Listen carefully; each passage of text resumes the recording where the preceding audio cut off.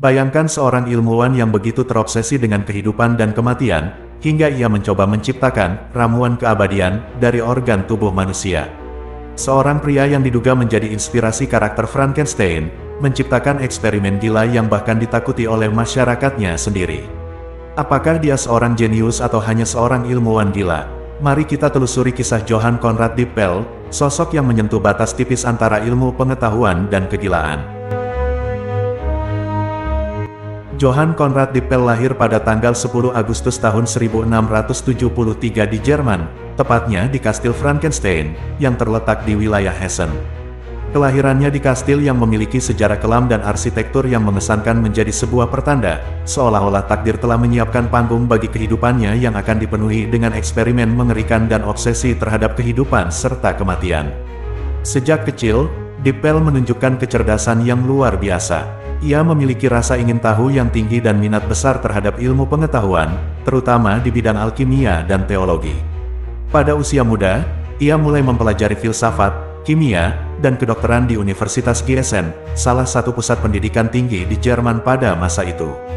Di tengah zaman di mana ilmu pengetahuan dan takhayul masih berjalan beriringan, Dippel mulai mendalami alkimia, sebuah disiplin ilmu yang dipercaya dapat mengubah logam biasa menjadi emas dan yang lebih penting bagi Dippel memberikan manusia kehidupan yang abadi.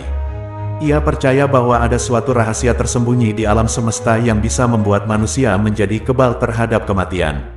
Obsesi ini membawanya pada serangkaian eksperimen yang mengerikan dan berbahaya. Selama bertahun-tahun, Dippel bereksperimen dengan berbagai bahan kimia, racun, dan bahkan bagian tubuh manusia. Ia mencoba menciptakan ramuan yang dapat memperpanjang umur, menyembuhkan segala penyakit, dan mungkin bahkan membangkitkan orang mati. Salah satu eksperimen paling terkenal yang dilakukan oleh Dippel adalah penciptaan Dippel's Oil, sebuah zat berwarna hitam yang ia hasilkan dengan cara merebus tulang dan jaringan hewan dalam suhu tinggi. Ia percaya bahwa minyak ini memiliki kekuatan untuk memperpanjang umur seseorang dan menyembuhkan berbagai penyakit. Namun, minyak ini ternyata memiliki bau yang sangat menyengat dan seringkali menyebabkan efek samping yang mengerikan bagi mereka yang menggunakannya. Beberapa orang yang mencoba ramuan ini mengalami halusinasi, muntah parah, bahkan kematian mendadak. Namun, bukannya menyerah, Dippel justru semakin terobsesi untuk menyempurnakan formula yang ia ciptakan. Ia mulai melakukan eksperimen lebih lanjut dengan mayat manusia, mencoba mencari tahu apakah mungkin ada cara untuk mentransfer kehidupan dari satu tubuh ke tubuh lain. Rumor yang berkembang di sekitar Kastil Frankenstein menyebutkan bahwa Dippel pernah mencoba memindahkan jiwa dari satu tubuh ke tubuh yang lain dengan menggunakan listrik dan campuran bahan kimia misterius. Beberapa orang percaya bahwa ia pernah menggali kuburan untuk mendapatkan tubuh segar yang bisa ia gunakan dalam eksperimennya. Ia juga sering dikaitkan dengan praktik ilmu hitam dan necromancy, meskipun tidak ada bukti pasti yang mendukung tuduhan ini. Eksperimen-eksperimen yang dilakukan oleh Dippel membuatnya menjadi sosok yang sangat ditakuti di daerah sekitar Kastil Frankenstein. Penduduk desa yang tinggal di dekat kastil seringkali mendengar suara ledakan dan bau menyengat yang datang dari laboratorium rahasianya. Mereka mulai percaya bahwa Dippel telah melakukan perjanjian dengan iblis untuk memperoleh ilmu pengetahuan yang ia cari. Beberapa bahkan bersumpah bahwa mereka pernah melihat sosok-sosok aneh berkeliaran di sekitar kastil pada malam hari, seolah-olah makhluk-makhluk tersebut adalah hasil eksperimen Dippel yang gagal. Karena eksperimen gilanya, Dippel seringkali diusir dari satu tempat ke tempat lain. Ia pernah dipenjara karena diduga melakukan eksperimen yang membahayakan nyawa orang lain. Namun, setiap kali ia dibebaskan, ia kembali ke obsesinya terhadap pencarian kehidupan abadi. Ia terus berpindah-pindah ke berbagai kota di Jerman dan negara-negara Eropa lainnya, membawa serta reputasinya yang semakin buruk. Dippel juga terkenal karena pandangan filosofinya yang radikal. Ia menulis berbagai buku tentang teologi dan filsafat yang menentang pandangan gereja saat itu. Ia percaya bahwa manusia bisa mencapai keselamatan melalui pemahaman mendalam terhadap ilmu pengetahuan dan alam semesta, bukan melalui ritual keagamaan. Pandangannya yang kontroversial ini membuatnya semakin dibenci oleh pihak gereja dan akademisi konservatif pada masanya. Meskipun banyak yang menganggapnya sebagai orang gila, tidak dapat disangkal bahwa Dippel adalah seorang ilmuwan yang berbakat.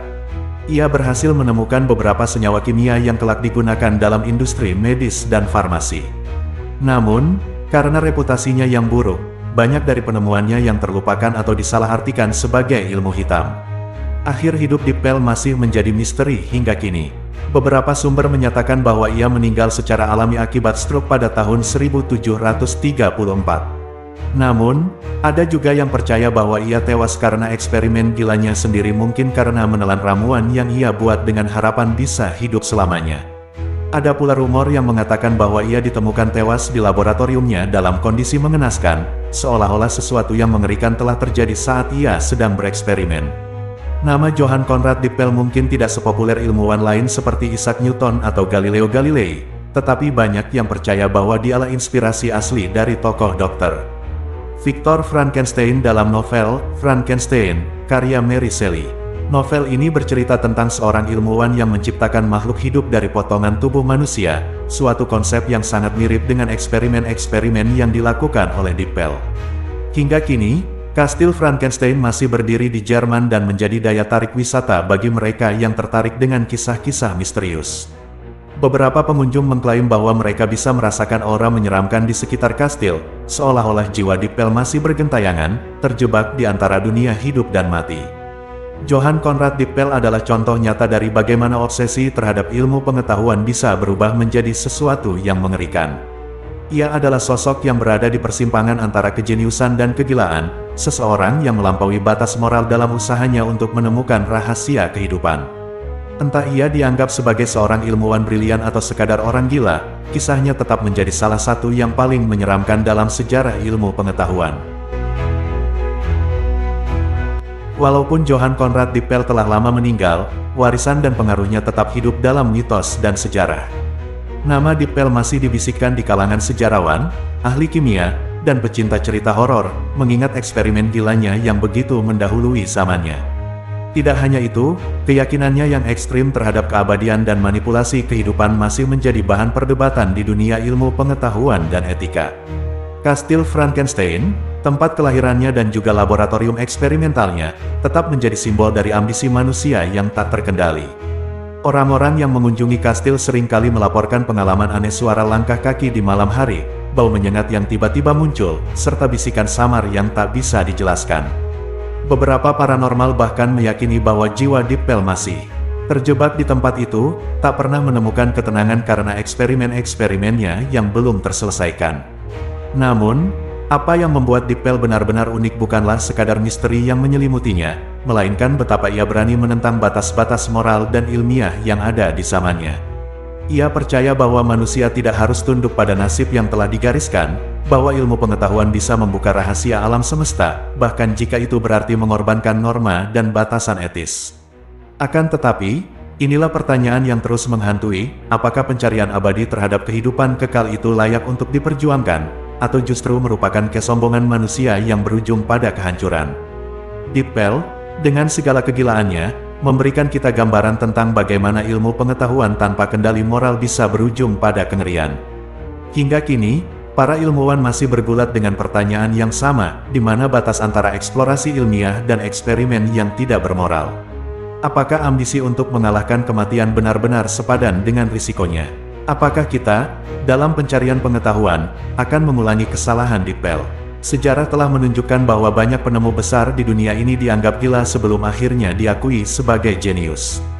Tapi dalam kasus Dippel, batas antara jenius dan kegilaan tampaknya telah benar-benar mengabur, menyisakan kisah yang akan terus dikenang sebagai salah satu yang paling menyeramkan dalam sejarah manusia. Kisah Johann Conrad Dippel adalah pengingat betapa tipisnya batas antara kejeniusan dan kegilaan. Dalam pencarian ilmu dan kekuasaan, manusia seringkali tergoda untuk menantang hukum alam, bahkan tanpa mempertimbangkan konsekuensi moral yang menyertainya. Dippel mengajarkan kita bahwa ilmu pengetahuan yang maju tanpa kendali etika bisa berujung pada bencana. Ambisi tanpa batas bisa membawa kehancuran, bukan hanya bagi diri sendiri, tetapi juga bagi dunia di sekitarnya. Dalam upaya memahami dan menguasai kehidupan, kita tidak boleh melupakan nilai-nilai kemanusiaan dan tanggung jawab moral yang menyertainya. Sejarah penuh dengan sosok yang melampaui zamannya, tetapi hanya mereka yang menggabungkan kecerdasan dengan kebijaksanaan yang benar-benar meninggalkan warisan yang abadi. Kisah ini adalah peringatan bagi kita semua, ilmu tanpa etika adalah pedang bermata dua yang bisa menciptakan keajaiban atau justru mendatangkan kehancuran. Pada akhirnya, pertanyaan besar tetap menggantung, seberapa jauh manusia boleh melangkah dalam pencarian ilmu? Jawabannya ada di tangan kita. Terima kasih buat yang sudah mau menonton sampai akhir. Sampai jumpa di video berikutnya.